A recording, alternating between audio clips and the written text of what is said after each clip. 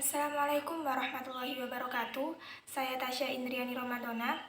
Di sini saya akan menjelaskan PPT saya mengenai lahan basah, lahan kering, dan lahan suboptimal.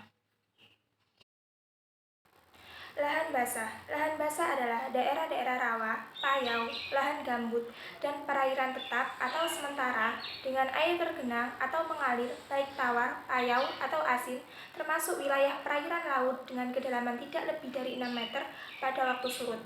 Luas lahan basah di Indonesia diperkirakan 20,6 juta hektar atau sekitar 10,8% dari luas daratan Indonesia.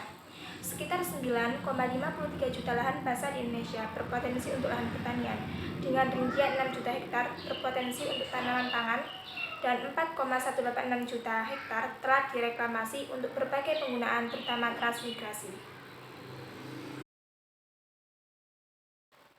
Persiapan lahan. Sebagai contohnya, persiapan lahan ini akan ditanami padi. Persiapannya yaitu 1. Konstruksi tanggul. Tanggul membantu lahan menampung air dari hujan. Yang kedua, irigasi, membantu tanah menjadi halus, lunak, dan siap untuk dibajak. Yang ketiga, prosedur pengolahan. Ketika tanah sudah cukup basah, tanah siap untuk dibajak. Yang keempat, membanjiri sawah. Petani padi sering membanjiri sawah selama sekitar 2 minggu. Yang kelima, prosedur pengolahan lahan sekunder. Kegiatan ini melibatkan melumpurkan dan penggaruan sawah. Yang keenam, perataan. Traktor atau hewan dapat membantu prosedur ini. Lahan kering. Lahan kering merupakan bidang lahan dengan keterbatasan sumber air sepanjang tahun dan tidak pernah dalam kondisi tergenang. Keterbatasan sumber air berarti kandungan lengasnya selalu berada di bawah kadar air kapasitas lapangan. Lahan kering di Indonesia tergolong cukup luas, yakni sekitar 60,7 juta hektar atau 88,6% dari luas lahan. Kendala produksi di lahan kering adalah kondisi fisik lahan, teknologi atau penerapan teknik konservasi lemah, dan sosial ekonomi.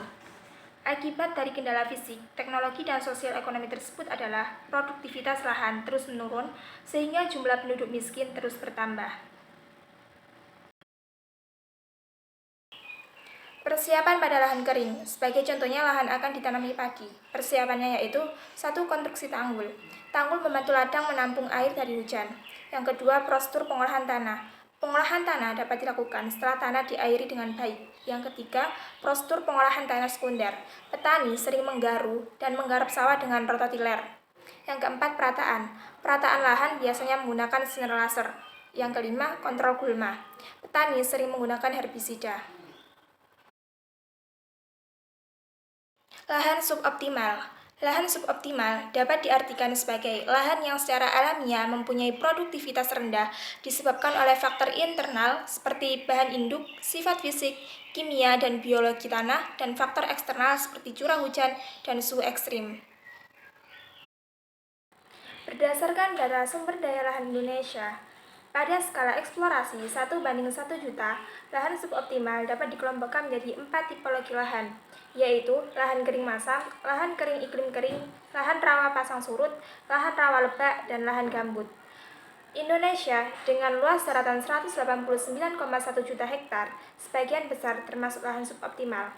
Lahan suboptimal terluas berupa lahan kering masam akibat curah hujan tinggi, sehingga pencucian hara dan tingkat pelapukan yang intensif di sebagian besar wilayah Indonesia.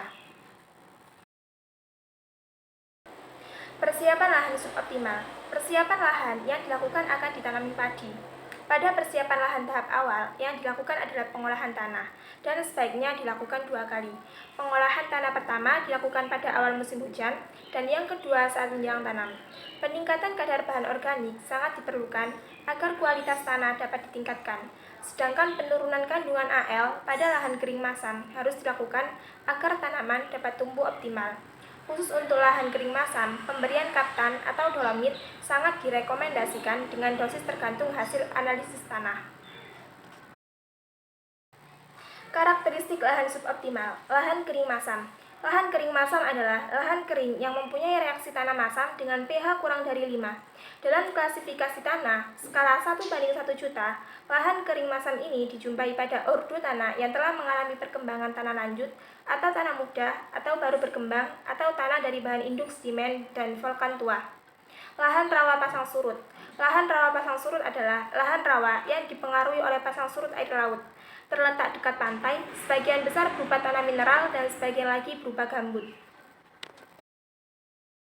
Lahan rawa lebak. Lahan rawa lebak adalah lahan rawa yang tidak terpengaruh oleh pasang surut, tetapi dipengaruhi oleh sungai yang sangat dominan, yaitu berupa banjir besar yang secara periodik minimal 3 bulan menggenangi wilayah setinggi 50 cm.